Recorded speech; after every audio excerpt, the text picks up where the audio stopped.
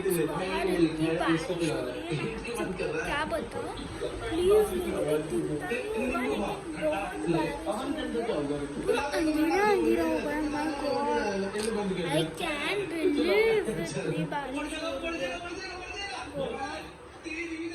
इतनी बारिश एक्चुअली क्योंकि आज ही इतनी बारिश हुई है, मैं तो हैरान हो गई। मम्मी गई हॉस्पिटल में, मैं और मेरा भाई गए। देखो पूरा पीछे बारिश का माहौल है।